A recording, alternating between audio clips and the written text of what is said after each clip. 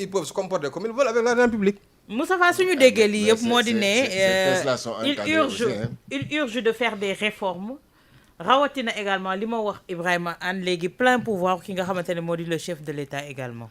Non mais ay réforme kay mënta ñàkk et je crois que Bassirou Diomaye Faye le président de la République lui-même ci loolu la nekk parce que su waxee ne il l'a dit bi muy nekk opposant il l'a redit bi mu nekkee président que ni Sénégal suñu président yi en Afrique un peu partout dañu bari pouvoir trop. D'ailleurs à chaque fois qu'il le dit j'ai remarqué une chose que la presse dañ naan ko est-ce que bëggu fi def un régime parlementaire pour donner le pouvoir à Ousmane Sonko qui est son premier ministre. Il dit simplement que la nature du régime ne changera pas si j'ai bien compris ce qu'il a dit ak entretien bi mujj def ak la presse. Maintenant ceci ne veut pas dire que ni dañuy bàyyi dans un régime comme bi ñu yor le président am droit de vie et de mort pratiquement sur chaque Sénégalais. Président dañ koy voteel benn caisse boo xam ne kenn laaju ko comment il doit le dépenser. Il fait ce qu'il veut et comme il veut man dama jàpp ne dans un état normal surtout état boo xam dañ naan ressources yi bariwul autant on se dit le président de la République war na am des pouvoirs yoo xam ne daf koy permettre comme ni ko Ibrahima Anne waxee sànq mu agir en cas d'urgence ci yoo xam ne kenn mënu ko teg sur la place publique. Tey le président il peut faire des dépenses yoo xam ne mais kenn du ko teg sur la place publique. Il y va de la sécurité du pays, il y va de bien d'autres choses. Yooyu mën nañ xool comment régler ça. Et je pense que le PASTEF avait même des propositions sur ça pour xool que un groupe de députés ou de je ne sais quoi yoo xam ne ñoom ñooy contrôler ces trucs là. Mais man li ma mënul comprendre mooy depuis Senghor ba léegi on a cette façon de faire. Bi fi Abdou Diouf di jógee les fonds politiques dañ doon wax naan ay 300 millions la xaw ma lan matul woon milliard en tout cas 500 et quelques millions. C'était rien du tout. Après ñuy dem ba léegi bu ñu ko tuddee dañ naan ay milliards la ba pare ñu bëgg a continuer am les mêmes pratiques man mën naa d'accord qu'on donne 500 millions wala 600 millions au président de la République bañ ko contrôler mais quand on donne 4 milliards 5 milliards 6 milliards 8 milliards à un président 10 oui mais dañ koy contrôler dañ ko war a contrôler pour que le président tey keesam googu du toog ba mu jàgg rek je ne sais pas moi mu déglu keppaar gi woo Georges Nesta Diop ne ko kaay Georges ñëw mu jox ko saaku 50 millions ne ko demal. dama kontaan ci yow. waaw il faut arrêter cette histoire-là. Et le président de l'Assemblée nationale. Même si su ma jotoon. Et le président de l'Assemblée nationale. Qui a 50 millions. Mais boobu c'est de la monnaie. Boobu c'est de la petite c'est la Georges en parle tout le temps mais c'est de la petite monnaie par rapport au. C'est de la petite monnaie. C'est de la petite monnaie par rapport à la caisse noire du président. Oui. Caisse noire du président Abdoulaye Wade c'était 8 milliards. Aujourd'hui presque ça a été multiplié par 2. Le président a il fait 50 millions. Non man je dis quand je dis petite monnaie parce que man yoruma ko. Man c'est pas 50 millions. Mais quand je dis c'est de la petite monnaie c'est par rapport à qui mais en tout cas ñun on aspire à être comme les grandes démocraties wala comme les grands pays. France nii. France le président de la République Emmanuel Macron il n'a plus de fonds secrets. Supprimé. On l'a supprimé depuis Sarkozy ou Hollande. Aujourd'hui il y a que le ministère de l'Intérieur je crois et la primature ñoo am ay fonds yu mel noonu et yooyu c'est pour des opérations ponctuelles et bien déterminées et puis c'est la Cour des comptes vient contrôler a posteriori c'est-à-dire après service fait parce que des fois le ministère de l'Intérieur mën nañu def ay opérations par exemple dem ay Nouvelle-Calédonie bon je sais pas liquider un indépendantiste bon c'est des opérations yoo xam ne mënuñ leen avouer c'est des opérations inavouables donc yooyu kenn xalaatul ñu koy retracer dans des opérations financières.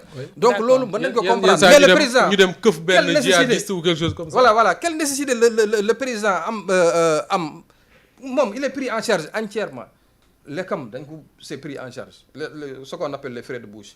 Sa voiture elle est prise en charge son carburant est pris en charge son avion est pris en charge sa sécurité la sécurité de sa famille tout cela est pris en charge donc kooku boo ko joxee 10 milliards c'est pour en faire quoi donc loolu mooy indi li fi daan xew maanaam palais bi nekk finalement benn genre gab à ciel ouvert rek les gens ils viennent am na sama benn copain qui avait dit que moom benn jour dañoo toog ci salle d'attente président Abdoulaye Wade ba benn ñaari je crois am ñoo xam ne dañoo génn ci bureau président romb leen ak benn saaku 50 kilos kii 50 kilos de billets kii téye fii kii téye fële xam nga léegi nag boo leen génnee ba comment dirais-je bon foo leen jaar à la limite il faut que ngeen génne ci ay commission parce que les gens qui sont là-bas aussi ñoom tamit bon la yàlla xam doy na daal man mas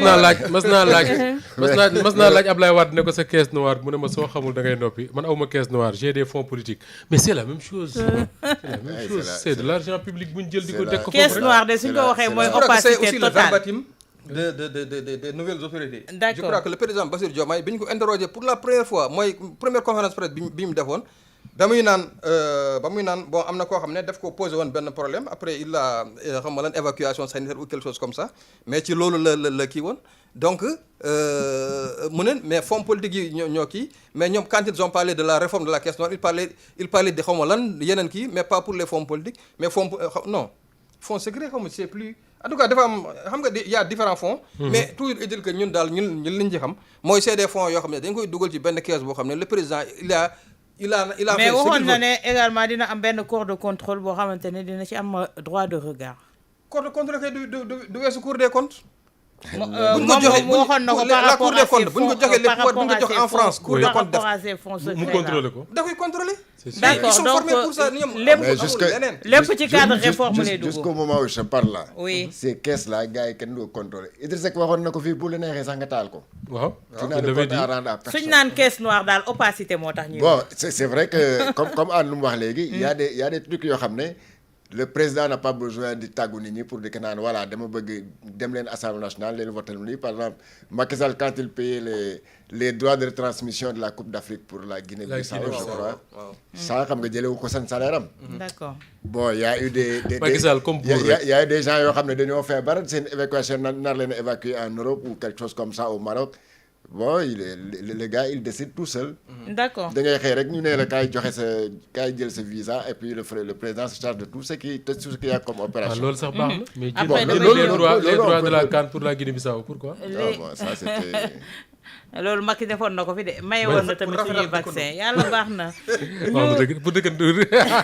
rataxal dëkkandoo xaw ma rataxal diggante wax nga dëgg ñu nuyu Serigne Ndiaye Pape Medoune Fall Diop Cheikh Mbacke Diop Diobène yi xëy nañ ma di Fama Dia macha allah barke rek lay doon Bassirou Diop Serigne Ndiaye yaa jël raw gàddu gi Aliou bu Sonko Doudou Samb Tafa Cissé Argentine ak kan Sam Thiam waaw Sam Thiam nee na ñoom ñu ngi suivre keppaar gi depuis Abidjan voilà ñoom tam ñu ngi leen di nuyu bu baax a baax Koumba John Fatou Gueye Younous Ciss Zo Barham également ñu ngi leen nuyu